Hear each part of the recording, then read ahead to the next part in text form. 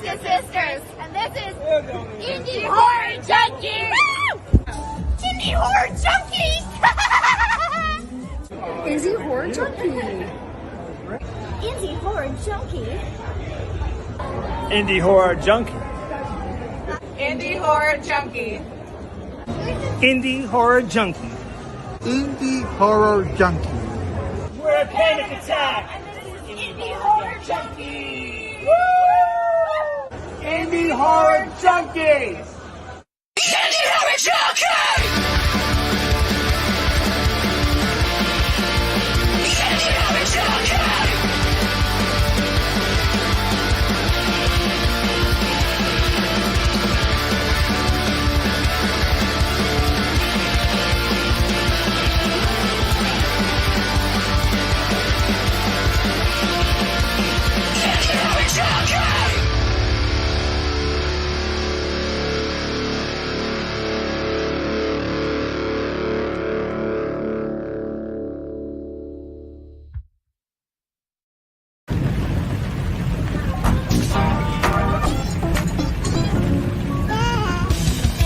It's the Indie Horror Junkie Podcast, your source for anything and everything indie horror.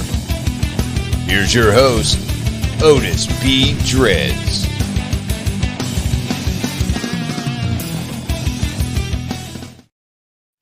Welcome, everyone. It is 8 o'clock. That can only mean one thing. It's the Indie Horror Junkie Podcast.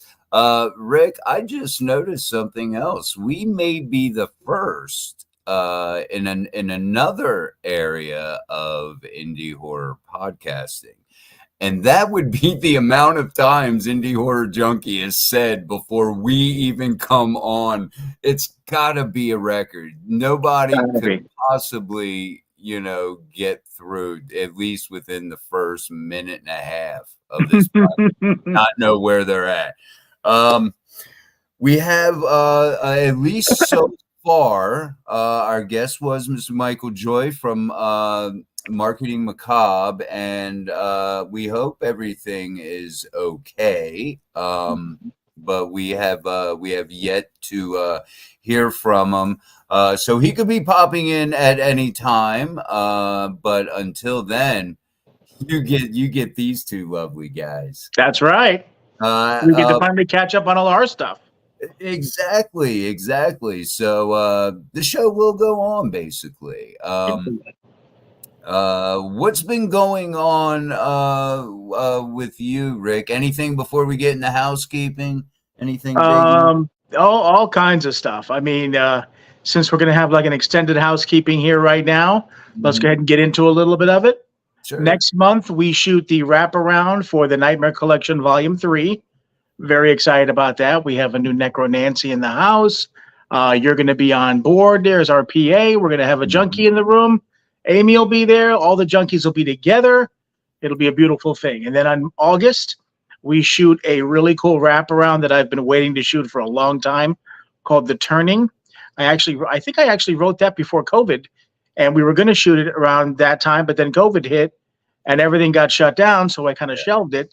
And now I'm going to shoot it. And I figure, let me add this to the Nightmare Collection. And then we have a couple of other shorts that are a part of it as well. We have to have a special Nightmare Collection podcast show one day soon to catch up and have the filmmakers on. That would be cool. Yeah, just to tease. There you go. Yep, that's our new Necro Nancy right there.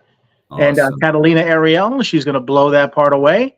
And then we're going to announce all the shorts that are involved, and some of them are some really great ones, including one I sent you today.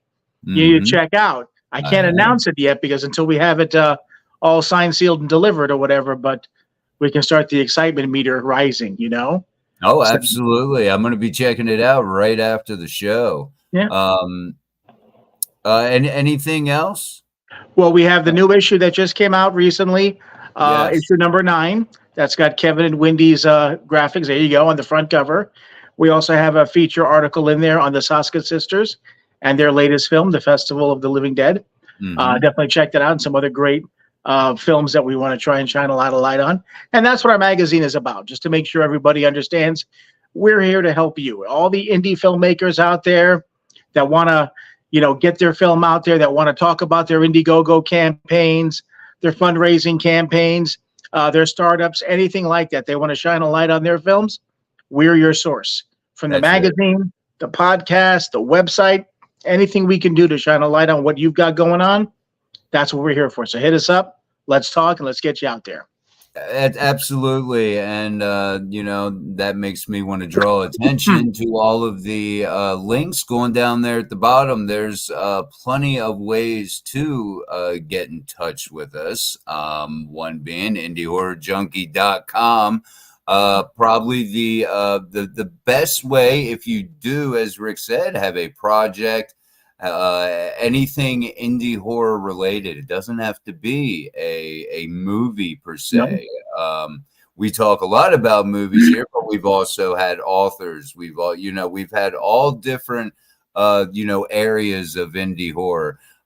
Send us a email, indiehorrorjunkie@gmail.com. Send us an email. And send us, your short. I'm sure Ricky, he usually goes through everything. And hey, we'll get you featured in the magazine. You can come on the podcast. You better hurry up and get on the podcast because, man, we book quite a few shows in advance, always working on getting some great guests. And I guess while we're talking about guests, next week, we have Miss Diana Firefly, and here's a funny little story. Her sister on my own individual podcast a while back. I think it might have been before the Indie Horror Junkie podcast started. I'm not, or it could have been right around in the beginning. Yes, Britt Sellers is her sister, who they are, they have their little what was the name of it? I got the indiehorrorjunkie.com up. Scoffer Studios. Oh, yes. Yeah. And they have Britt just finished a zombie movie. That's what I was talking to her about. So that's going to be like my home turf there, because I've already spoken to one half of them, and Britt was one half of them. Yeah, well, they're sisters though. Gotcha. Yeah, and Britt was an absolute joy to talk to, and I can only imagine her sister's going to be the same way. So that's going to be a fun show. And I always like to get these female directors and those that are behind the camera. Those are always awesome. Speaking of females and behind the camera, while you're over there at indiehorrorjunkie.com, check out some of our new threads. Everybody likes to wear horror t-shirts and band t-shirts, and your horror t-shirt collection isn't going to be A-list, top shelf, unless you have one of these bad boys in it. That's right. That's the new style. With the back, the blood pumping, girl screaming, hide. Hatchet to the head, hide under your bed, and call your mother. Indie horror, that is great. And again, I got so many horror T-shirts, different characters and whatnot. Yeah, and yes, I do have not the new one yet, but not the new one. Oh, no, the new shirt. Yeah, the new shirt. I don't have the new shirt yet. I have, your standard tees, but you know what? It's good conversation starter. That's true. It is. Really it's colorful. I mean, it looks good. I mean, the word is spreading about Indie Horror Junkie. It's getting everywhere. So now you'll be able to go out there and rep, and everybody that walks up to you and say, hey, well, tell me about Indie Horror Junkie. You can be our rep now. There you go. And walking billboard. Absolutely. Walking billboard. So, I don't have, very many projects going on. I tell you what, it is a little bit surreal sometimes. We always talk about, with our guest, how indie horror, that the whole community is a, for the most part, and I think the backbone of the indie horror community is really helping each other out. It's the grassroots filmmaking, genre. Usually not a lot of, big money thrown at the projects, but it gives a lot of actors, directors, producers, all their chance at their first time. And, where was I going with this? I'm not sure. It sounded good, though. It did. Why can't you read my mind? Man, I did. I went on a tangent and completely forgot where I was going with that. Yeah, that's all right. But you are right, though. And that is the one thing that I've really noticed about the indie horror community is that you've got people that rally to the cause. You've got people that are eager to step in and work, whether it be for free or in IMDb credits or whatever, just to be a part of it because they enjoy the horror genre. They enjoy helping other people. I mean, I myself, even though I'm a director, producer, whatever, I've gone and helped on people's sets and held doors and been behind the scenes. I've done that for nothing. I've gone and acted in some films and haven't charged anybody anything just because I want to be a part of it. You never know who you're going to meet on set, the connections you're going to make, the footage you're going to see. Plus also, I'm a sponge. I love going on other people's sets to see how they run their sets, how they film, what they do, because I'm always trying to look for the bigger, better deal for me. Always trying to look for the new angle or the cool shots or how they do things that maybe are a little different than me that I might be able to streamline my process. I'm always learning and loving stuff like that. So to me, that's the beauty of it right there. To me, that's my payment, is just being on there and being able to meet people and see what they do and hopefully incorporate some of that into my productions. Yeah, I think I kind of remember where I was going with that, and because you were kind of speaking on it. It is kind of surreal to even talk about projects because how the indie horror community is I've experienced that to great proportions, literally since starting this podcast. It was a very easy, fun way to network. For me, and that's, I think, is the big thing. And a lot of that networking and guests that we have on, auditioning for a project for a past guest that we've had on. I've had other guests of the show, take and reach out to me about possibly a role.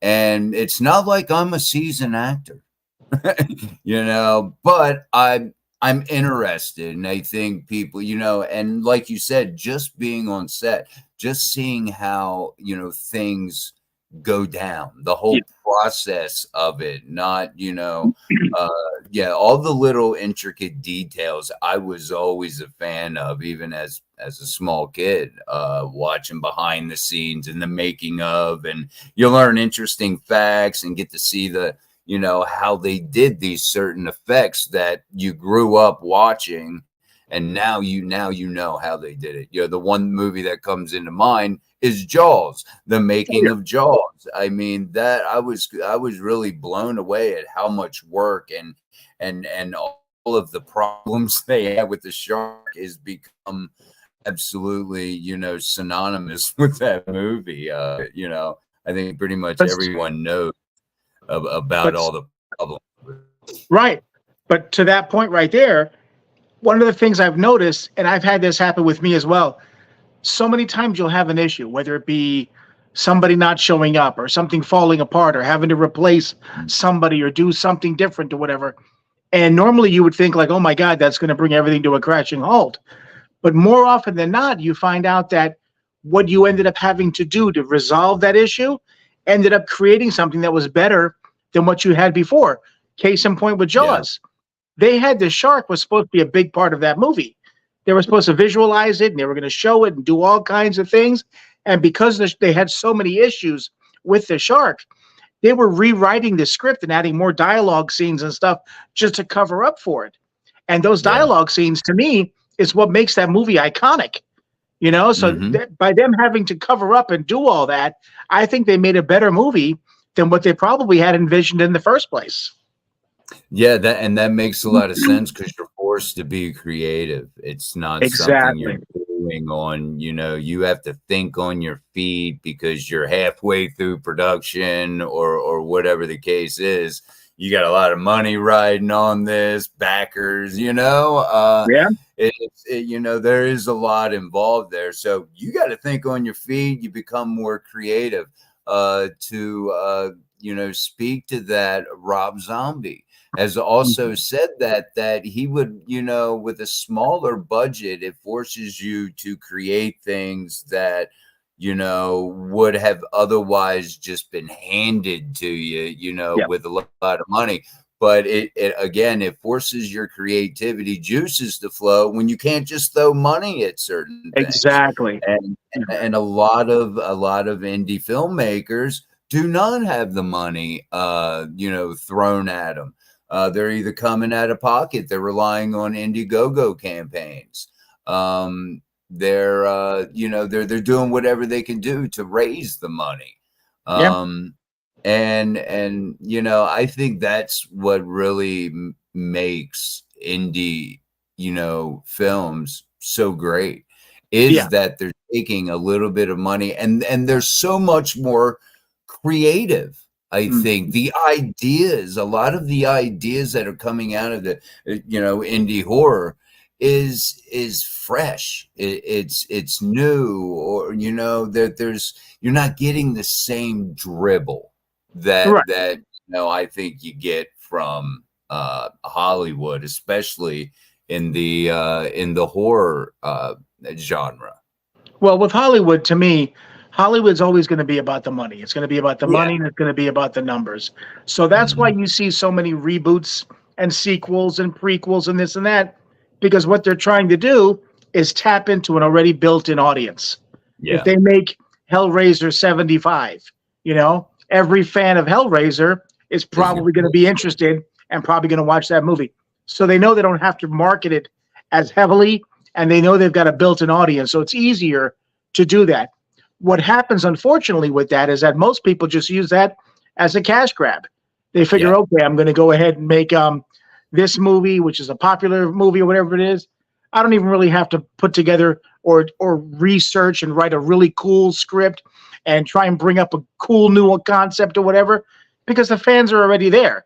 Let me just throw some blood, throw some naked actresses and stuff like that on there, push the story forward and stick it out in the theaters, and there you go. And then also with Hollywood, you've got the studio process. So many times I've heard of directors putting together movies and sending it to the studio, and then the producers just tear it apart. They recut it. They do different things here. They have them reshoot this to what they think they want. To me, it's like you hire this director, okay? Like say it's Mick Garris, okay, which is one of my favorite directors. You hire him. The reason you hire him is because you love his vision. You love what he pitched you. He came to you and told you, this is what I would do with this movie. And you thought, wow, that's great. Let's hire him. Let him bring his vision to life. Let him put what he wants, what he sold you on, to life and put it on screen. Instead, they get a bunch of suits that probably aren't even fans of the genre going in there and doing this. And so many times you hear about movies tanking, and then you hear directors coming out and saying, well, that wasn't my film. They chopped it all up and did whatever they want to. And then you'll hear a director's cut come out somewhere, and the director's cut's so much better because that's the guy you hired to do it in the first place. So to me, that's what's indie film. You don't have that process. You don't have producers that are going to go in there and redo it. You don't have people looking for cash grabs because we don't have any cash. We're forced to be creative. Yeah, we're forced to be creative. We're forced to try and put something on screen that's going to get your attention, as opposed to putting something on screen that already has a built-in audience that we're just going to ride on. So we're forced to do that. And we wear a million different hats. I'm a writer, director, producer, caterer, everything on these upcoming films, because we don't have any money. So we're forced to not only be creative, but to handle many tasks. When you go to Hollywood and you're a director, that's all you do. You got a first AD to handle the set. You got the DP and all the camera people to handle their part. All you're doing is working with the cast to get your vision across. You've got money, you've got studio backing, you've got sets, you've got all that stuff you can work with. So to me, it's like, the creativity is really out of there because everything's bought and paid for, and everything is just kind of streamlined and, It's, to me, it just takes a little bit away. Whereas when you're indie, you're forced to do all that and bring all that to the table and to the screen, because that's the only way you're going to get noticed. Yeah, exactly. And one of the things that, I really, wanted to do, I don't just want to, have some acting roles. I want to wear as many hats as possible. I want to, PA. I want to, do whatever I'm capable of doing. And, I think that opens up, possible opportunities. Somebody can say, this, oh, look, he did this. Oh, look, he did that. Let's bring him in and, he can work with us. So, and again, I think that it really boils down to, a lot of networking.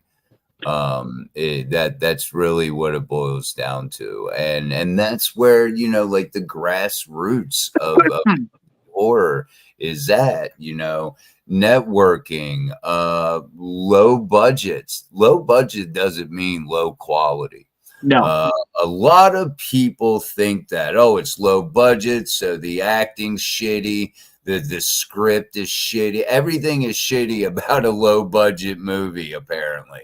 And I've seen that, and I've told people, yeah, watch this cool movie. A couple guys at work, big horror fans. Yeah, watch this movie. Oh yeah, and then I'll mention, yeah, it's a lower budget indie film, and then you can just see the nope, kind of come over their face, and it's like, no, this they lump it all into low quality filmmaking, and well, sure. Just like big budget, there's shitty big budget movies. I'm not saying that every indie project is top notch indie material. Some suck, some don't. It's with anything that you do. It is, but the opportunity to do good work is out there. There are people that, that's the thing with a lot of indie. Sometimes you just don't have any money, and sometimes people just don't have the resources. And to me, like with my film festivals, I've had plenty of films that I've looked at and thought like, wow, I don't know what, but I also look at it and say, like, even if it didn't appeal or inspire me or I didn't like it, for say, okay, that person still spent days, weeks, maybe their whole bank account, bringing all their resources and all their friends together and work their asses off 10, 12, 14 hours a day to film, to put it out there. So I prided myself on trying to give everybody their 15 minutes. I put movies up there that I really thought like, okay, well, but this person deserves to have their chance. And I've seen it where there's been movies that are really, really, I thought, poorly done, but it could be because they're amateurs. It could be because they're young. They don't have that experience. And maybe this is their first movie, and who knows what they're going to grow into. But what made me excited was sitting in that theater and seeing that filmmaker come in to watch his movie, and seeing his parents come in and his friends and his relatives come in to watch that movie, and them all applaud and talk about it. That's a special feeling. You know what I'm saying? So you forget about the movie at that point or whatever, and you applaud the effort, and you applaud the balls it takes and everything else to go ahead and make that movie, because it's an undertaking. I know it. I've done it for many, many years, so I know what it's like. And they deserve, after all they've done, to see their movie on screen, to have their chance to talk about their movie, to go there and do the photo shoots and everything else. That's a beautiful thing. And every filmmaker, no matter what they do, deserves that opportunity. And I'm just glad that I could bring it to some of them. Yeah, exactly. And it makes it hard to take and judge the the films, because you do think that way. It's like, man, this you take all those different variables into mind, like, okay, well, maybe it is a first movie, and not everyone's first movie is probably 9 times out of 10 gonna suck. Oh yeah, I have many of them. You have many first-time suck movies. Many first-time suck movies, yeah. But and you do. Go ahead. I was going to say, and talking about what you're just mentioning there, when you're running a film festival, it's a little harder because you're not just thinking about the films that you're bringing in and trying to give people their opportunities. Because we get sometimes flooded and inundated with, movies that come in that we can't screen them all. I've only got 1 day for this festival or 3 days for this festival, 7 hours a day. So you just can't screen them all. So you've got to shave them down. And what you do, you can't really do it because of, your thoughts on the film. You're also trying to make sure that you put something on that's going to keep the audience there. When you start running a film festival like me with my ones that I do over at MegaCon, I get a feel for what kind of people come into those events. And I try to make sure that I try to schedule films that are going to keep them in their seats, that are going to get them to watch. So sometimes you're forced to do that, and we have to say no to some films that I normally would have liked to have seen, or films that I know are first times for these filmmakers, and I feel bad, but it's a business. You've got to put something out there that the people are going to want to see, because those are the people you're going to want to see again next year. And they want to know that, hey, I went to this film festival and had all these engaging movies and stuff like that. I can't wait to see what they put on screen next year. So it's a tough situation, but you still try to make the best call you can with as many people as you can, because that may be the only chance they get to see their movie in the big screen. If I can bring it to them, I'm going to do it. Yeah. And Mr. Nanners is chiming in there. Yeah, he's I get an A for effort. It's director Morgan Wellborn from the Helvira series, Helvira on the Run, Helvira's Haunted Asylum.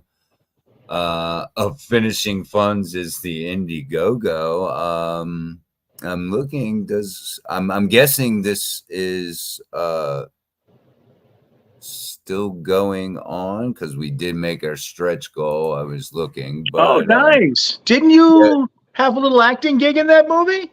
I did. I was Dave the Stoner. I actually did some dual roles. Dave the Stoner and Lord Zyklon 7, Helvira's personal bodyguard. Wow. So yes, that was actually, my very first acting. And as we were talking earlier, giving people a shot, could go either way. It could find a diamond in a rough that works perfectly for your project, or not. Morgan, or AKA Mr. Nanners here in the chat, was that person that I owe a lot to, because he gave me a shot in Helvira on the Run. He gave me a little voiceover spot in that, and then from there the Dave character kind of grew. And I owe a lot to him, and I'm very grateful. Just like I've mentioned before, I'm very grateful for the Junkies and everybody that I've met and been able to network with through the podcast. So, and that's proof right there that what we were saying actually works. It's amazing what a little bit of networking, a little bit of reposting other people's projects. A lot of us are strapped for money. I'm in the process of trying to buy a house, so I'm strapped for money. But one thing you can do is you can share that around. We say this almost every episode, it doesn't take anything to hit that share, post it to some, groups and their people, whoever.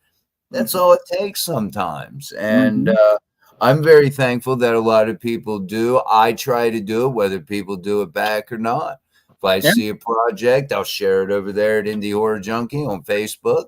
I'll share it to, my Night of the Living Dreads on Facebook. I'll just share it around, because who knows? It may land in the hands of somebody who's like, hey, that is a really cool project. Let me take my wallet out. I want to support this. I back this. And you never know. And that's really what it takes, in indie horror. But it's exciting. Yeah, it's a crapshoot because you don't have money being thrown at you. But it's got a little, bit of excitement there, making a big movie with little funds. To me, the whole idea is putting something out there that when somebody looks at it, they're going to think that you had a lot more money to make that than you actually did.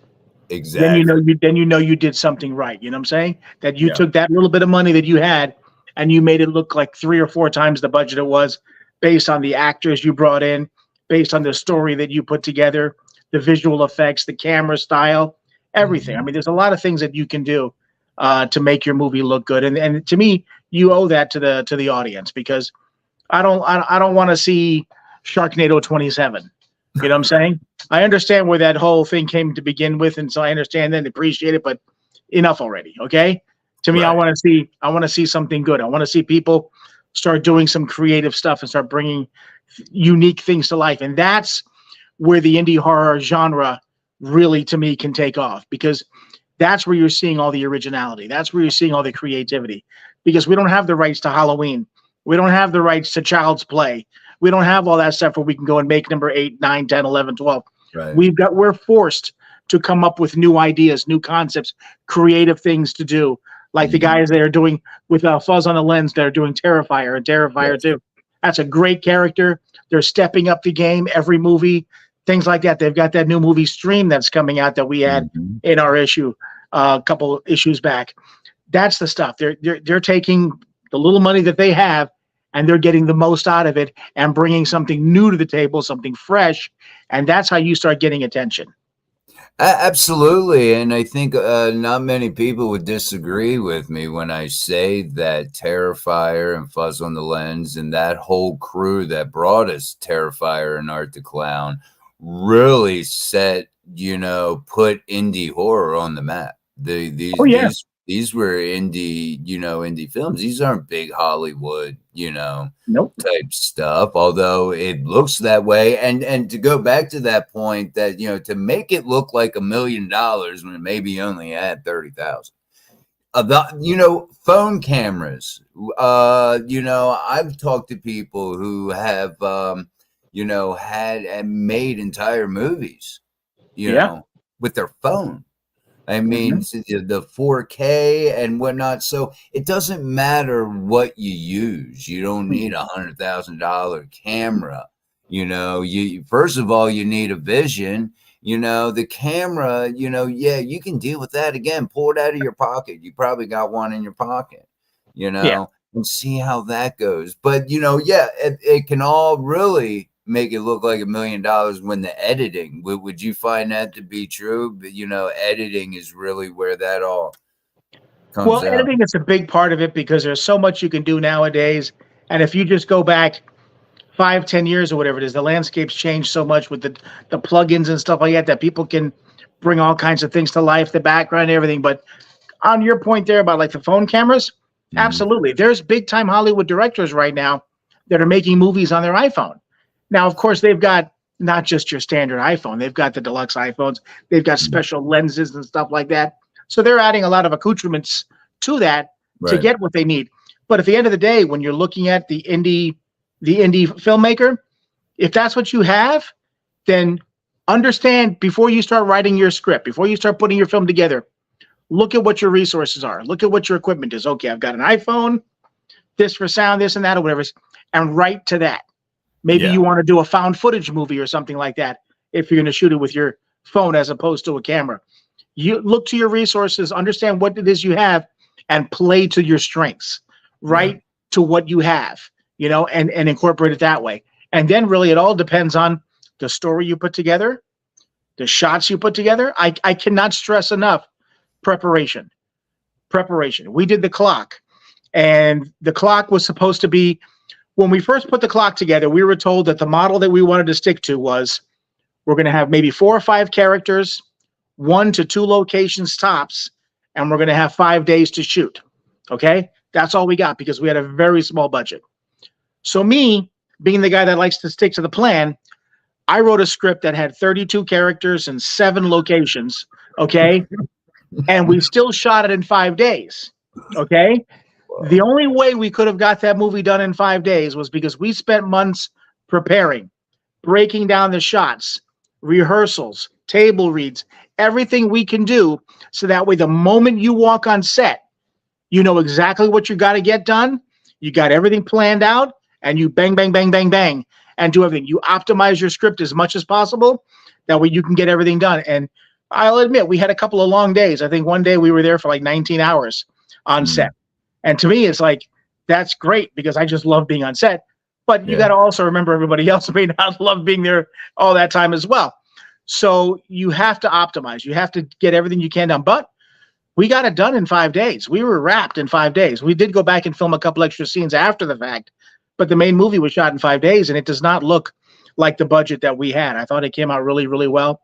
I've been getting compliments left and right. It just got worldwide distribution through Bayview Entertainment. So, I mean, it can be done. But like I said, play to your strengths, know what you have going in, right to that, and do as much prep work as you can. Don't rush it. Do as much prep work as you can. So when you get to set, everything is laid out. You know exactly what you got to do, when you got to do it, how much time you've got, and everybody's ready. Everybody knows their job. Everybody knows what you expect. No time's wasted. Don't sit around talking to people, having a beer, flirting with the lovely ladies. None of that stuff. It's time for business. Get in there and get it done, and you can do it. You know, I think a really key point that I took out of what you just said was playing to your resources. Yes. And I think that seems to be the most important thing. Don't write a script that your vision would take, you know, $250,000 to make. Yep.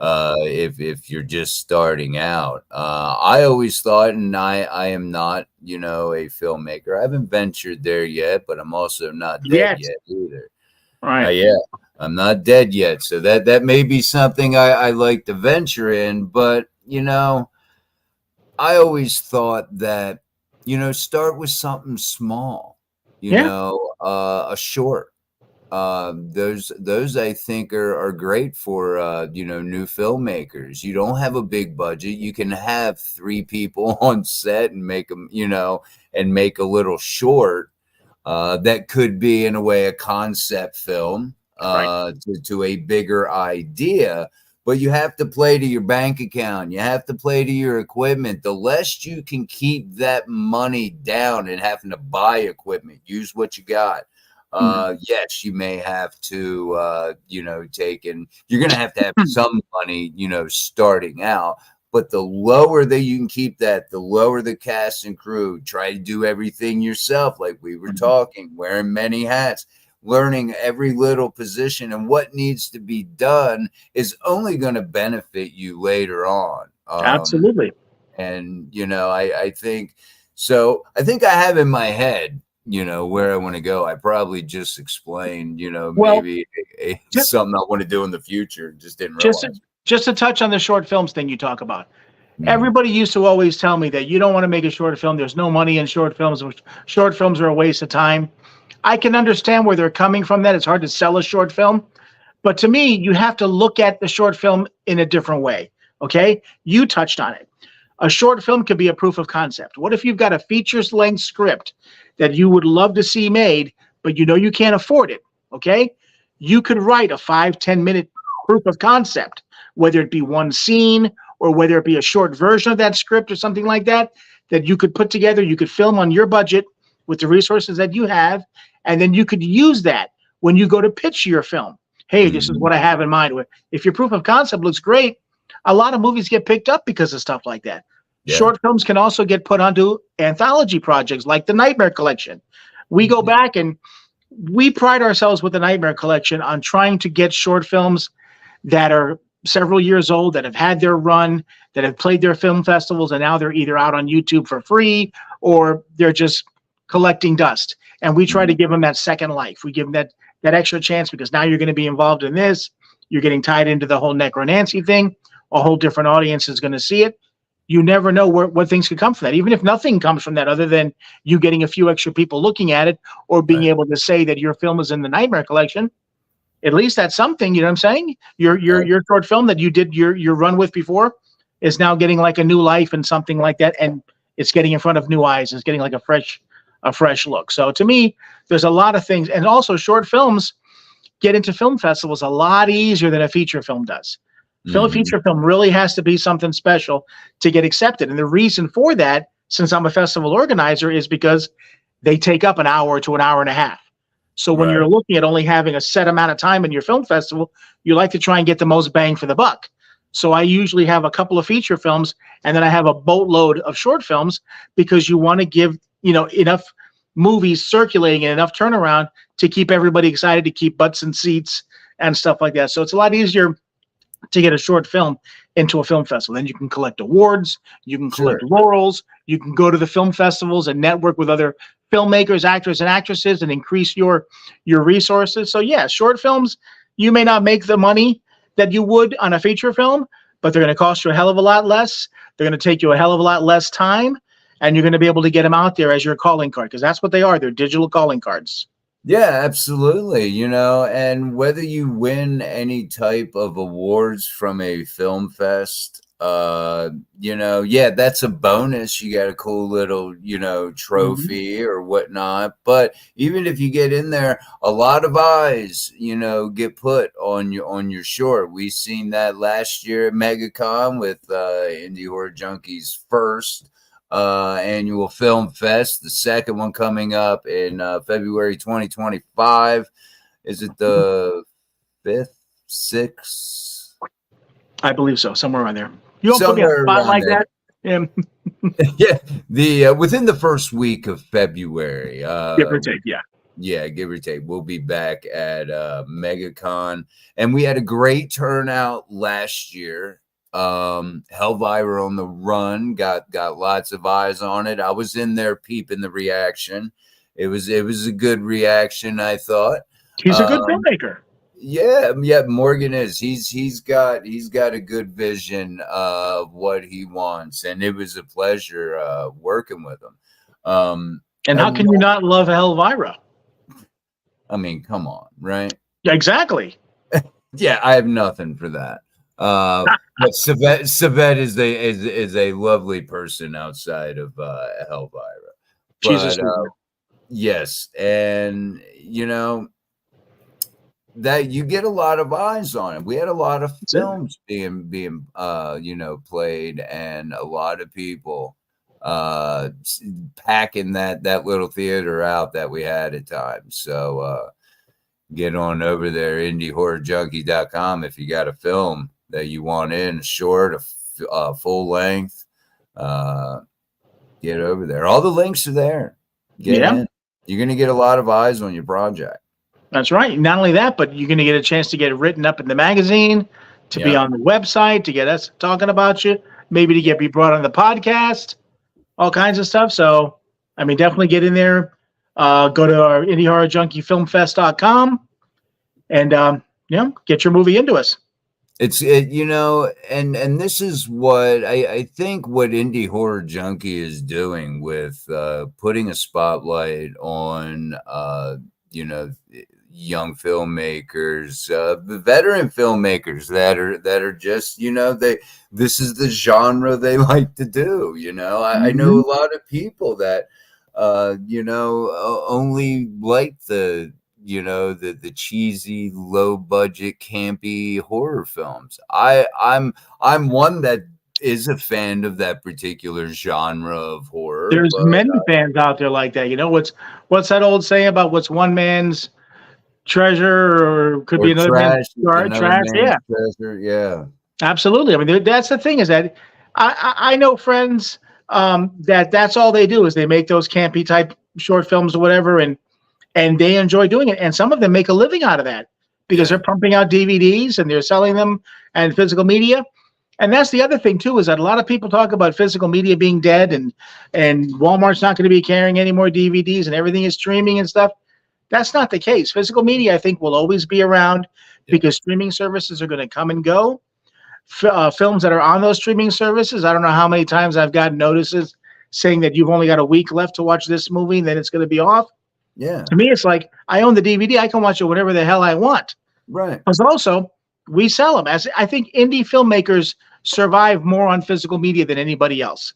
Yeah. Putting out the VHSs, the DVDs, the Blu-rays or whatever, not just selling them on their websites, but every time they go to a convention, they got a table with all their DVDs on there and stuff. So, I mean, that's a beautiful thing. I mean, I just love seeing that. I try to pick up some every time I go. Not just because I'm an indie horror nerd, but because I like to support. Absolutely. these guys, busted their ass and, paid all that money and did everything they had to do to put that together. So if it's going to interest me, I'm going to go out and buy it. Yeah, I'm actually, the same way. Welcome, James. Hey, James. That is, another, you're full of all these great points, because that is how indie filmmakers survive, with merch, physical copies, the DVDs, as we mentioned, merch, with t-shirts. We got our own t-shirts over there with the hopes of, bringing in, and helping funding future indie horror projects, future merch, whatever, keeping it afloat. And, so you can get these DVDs, when you see these, perks and these campaigns, sometimes you can get a DVD or a Blu-ray for $20 to $30. Okay, that's a drop in the bucket, really. Just to help support that project and get. So that's a double. That's a 1-2 punch right there. You're throwing $20, $30 to the campaign, and you're getting a DVD in return. So have you been to the movies lately? I mean, it's like $10-$12 for a ticket. You throw popcorn, a drink, or whatever it is, and then you're down $50 just to watch a movie. Here, you can go and spend less than that on somebody's DVD, and you can watch it over and over again. So, it's just a drop in the bucket in the grand scheme of things, but it's not just you helping that filmmaker by purchasing their film, but it's also you helping their ego, helping them feel better, patting them on the back, saying, hey, I appreciate what you did. Let me support you. And pick up your DVD or your T-shirt or your movie poster or whatever it is, and talk about you on the podcast or in the magazine or whatever the case may be, and hopefully that stuff will get reciprocated, But that's the thing, is it's a tight knit community, and I have seen people come out of the woodwork to help other people on their projects or supporting them by buying DVDs. I did a film festival several years ago with one of my good friends, Joel Weinkoop. And Joel, I think, has just recently did his 200th movie that he's done, okay? Wow. And he had a table there set up that had maybe 50 DVDs on it. And I remember him telling me that some guy walked in there, chatted him up, and bought a copy of every single DVD on the table that day. Just boom, one shot, one of everything. So I say that kind of stuff happens, And I think what it is also Joel has a great personality. Plenty to talk about. He's one of those guys that you can't help but like, and I think that he engaged that guy, and that guy was interested in his stuff. But the guy had the coin, and he bought a copy of every single DVD he had on the table. Bought him out. That's awesome. That's good stuff, man. I can't wait to hopefully one day, have a table at a. You'll get there. Even if it's just with other people, I don't that would be cool. I guess part of us would like to be even the indie filmmakers. We would like to be noticed and recognized, which I think is what Indie Horror Junkie is doing. That on a level that I haven't seen a lot of podcasts that are indie horror junkie, related, or I didn't have it. Horror, specific, man. I mean, we're just doing so much stuff here. Yeah, I'm tooting my own horn. Look at James. I appreciate your support of the indie horror scene. Thank you, James. We appreciate you as well, because we didn't have this when I was, not saying that when I was making movies, because I'm still making them, but earlier in my career. We didn't have this. We didn't have something that rose the flag or tooted the horn for the indie horror filmmakers, because I like to call us the blue collar filmmakers. The guys that work 9 to 5, film at night, film on the weekends with their own money. So we don't have those resources out there to help us get the word out there, to help us spread the word about our projects and our work, or our actors, actresses, crew. We didn't have that stuff. That's where I came up with the whole idea of Indie Horror Junkie. The whole concept behind this is to be that we want to be the Fangoria for the little guy. You know what I'm saying? We're the minor league team. That is such a perfect analogy. It really is. I love Fangoria. I mean, Fangoria is still one of my favorite magazines, and I read them all the time. And we're not trying to compete with them because we're doing what they're doing, but we're doing them for the little guys, for the guys that don't have the resources, that don't have the big bucks, that don't have the studio deals or whatever it is. The guys like us, the women like us, we want to try and help them, give them their 15 minutes and get their projects out there and let them be seen, let them be recognized. And you never know what's going to happen for them. And maybe one day they'll come back and say, hey, somebody saw me in the Indie Horror Junkie magazine or heard me on the podcast. I got a distribution deal. Things took off for me from there, and it all started here. And that would make me proud. Just like I've got DVDs on my shelf that are so cool that, you know how the DVDs have the little laurels and stuff like that on the DVD covers? I've got a couple of them that have laurels from my film festivals. You know, that's awesome. That is just awesome just to look at, just saying, hey, look, you know, they submitted their movie to my film festival. It's screened at my film festival. Then they went out and got a good distribution deal or something like that. And their movie's out on DVD and they recognized me by putting my laurel up there. So that's a beautiful thing. It made me feel like I did my small part to help them. Right. And they wanted to say thank you. And I love every moment of it. That is pretty cool, pretty surreal. James says I totally feel the late night shoots, 5 p.m. to 5 a.m. during the past few weekends. 5 a.m. or 5 a.m. to 5 p.m. What are you doing? 10 p.m. to 5 a.m. Did I say that wrong? No, yeah, 10 p.m. Even that, 10 p.m. to 5 a.m. I mean, come on, James. What are these half day shoots? You know? We had a 19-hour shoot of the clock. Come on, man. Get out there when you're going there starting at 7 a.m. and finishing at 9 or 10 o'clock the next morning. Come on now. Let's do it. Yeah. That's wasted time. You got 7 hours on that shoot? Jesus. No, but I know exactly what he's talking about. And that's the thing is, but the bottom line with those shoots like that, and I'm sure James can relate to this or whatever, is that you need to keep everybody engaged. You need to have a plan. You need to be pumping out scenes. Nobody can be sitting around, because when you've got actors and actresses that are sitting on your set for 10 hours waiting for their chance to shoot their scenes or whatever the case is, they want to know that you're moving things along, that you've got a schedule, you're doing what you got to do. They understand it's an indie scene, so they're not going to have a trailer they can go to. They're not going to have some of their call times are going to be different to try and adjust to that. So they will understand that and they'll work with you. But your job as a director and as a producer and stuff like that is to move that train forward. You know what I'm saying? Mm-hmm. Have a plan. Each day you go in there, here's our shot list. Here's what we're going to get done. The moment you walk on set, you're setting lights, you're getting prepped, you're blocking, you shoot. Okay? No sitting around chit-chatting, no figuring out a process, no sitting there working on your script and what can we shoot now, or what do you think about this scene here? None of that crap. That all stuff needs to be done in prep. You owe it to your team to do that. And, you know, and good filmmakers, that's what they'll do. And that's how they can pull off those late shifts, or how they can pull off those short, you know, shoot days or whatever it is, because they came in prepped and ready. They knew what they had to do. They went in there and they got it done. And, you know, rehearsal is, you know, always a good idea. That way, when you get in there, you can, you know, hopefully nail it in a take or two and move on to the next one. You know, you're not having to redo it all the time.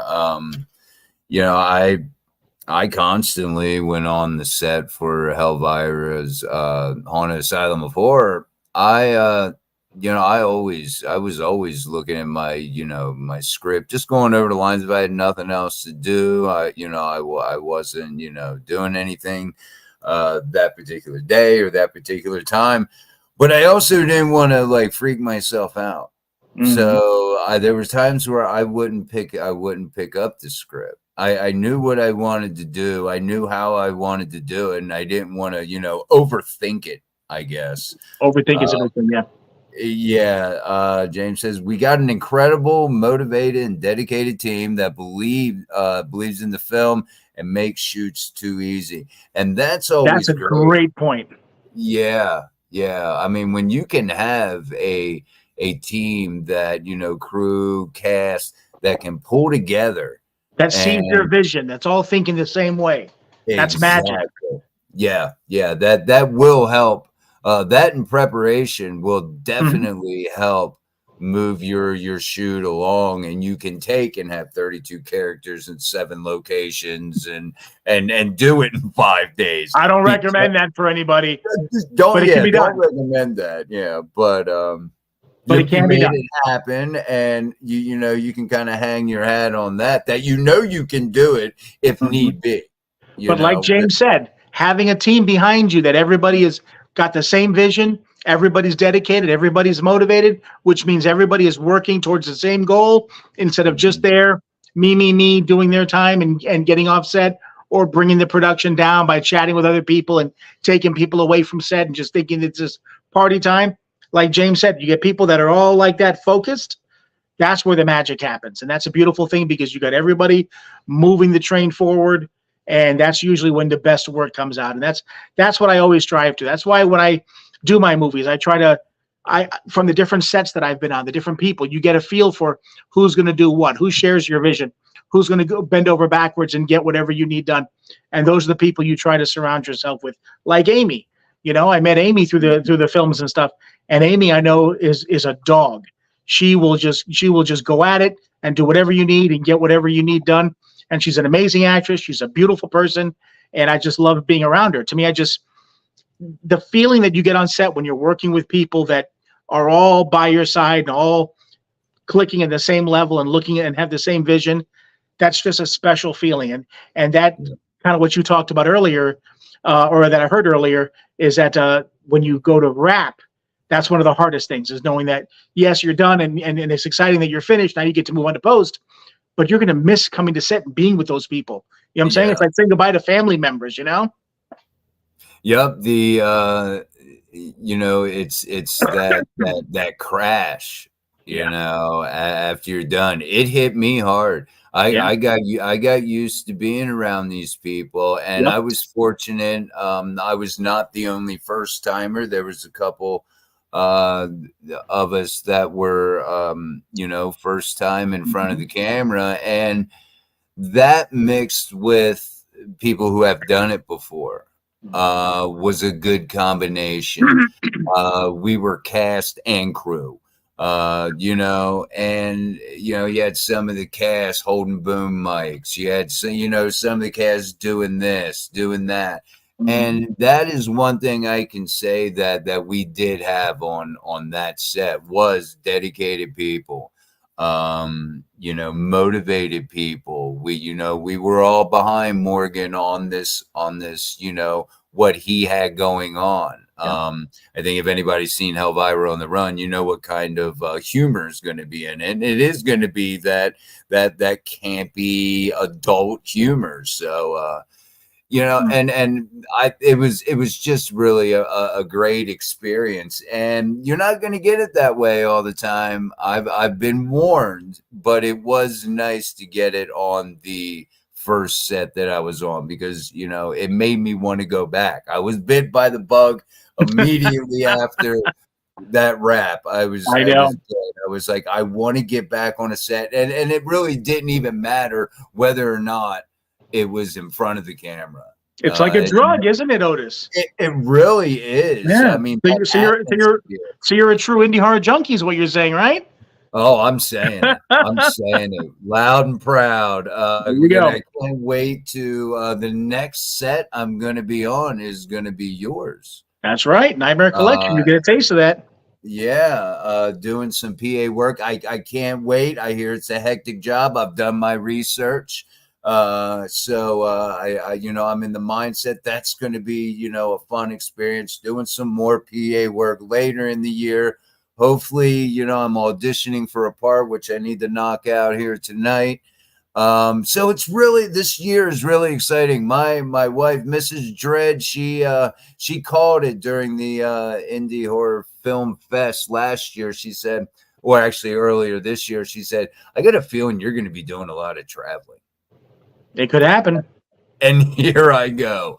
Yep. But I'm loving every minute of it. I'm taking it, for what it is. If it doesn't work out, it doesn't work out. If I'm not an actor, hey, I can work behind the scenes. As we, close out, Mr. Nanner says, I'm really happy that everyone on the set had a positive experience. I haven't had a bad one so far. And Applause to you. That's a beautiful thing. That yeah, also goes that's because you put together a good set and you put together a good team and you oversaw everything and made sure that everybody was happy and you kept a lively set. So that's hats off to you, sir. absolutely. And Morgan was one of those types where, and I did it with my character. Hey, can I add in this on this line? I think it would just come across, funnier or this or that. Absolutely. I love that idea. Taking suggestions from the cast, not being okay, because scripts change throughout the process anyway. And let's see, that's the great thing about indie horror. There's plenty for everyone to do. Oh, there is. Absolutely. I'll give you a job. That's for sure. All right, we got to close things out here. So yes, sir. Next week, as I mentioned, Diana Firefly will be joining us, and we're going to talk again all kind of indie horror from a female perspective. And check out the new website. We got a great layout. We just added reviews up there that are being done by DJ Remark. So definitely check it out. We're expanding and trying to find new ways to help you get the word out about your projects. Absolutely. Hit us up on YouTube, subscribe, Facebook, get your film into our next film fest, IndieHorrorJunkie.com. You can get to it from there. And, well. Thank you, James. Oh, what did James say before we close out? Thanks. All right. Hey, you're very welcome. And thank you guys for joining us live as well as watching later on. And we're also, before, I'm glad I just remembered, Buzzsprout. Oh yeah, that's right. Good call. You go over there to Buzzsprout. We are now you can listen to us audio only. You can feed the need on the go. Spotify, we're on iHeartRadio. We only have the first 6 episodes up there now. We'll get more as they allow us to put up more, and we'll start getting slowly caught up. But now you can listen to us on the car or whatever it is and get your fix. There you go. And Rick, you want to take us out, sir? Yes, sir. All right. Thank you guys for joining us, and we will see you next Wednesday.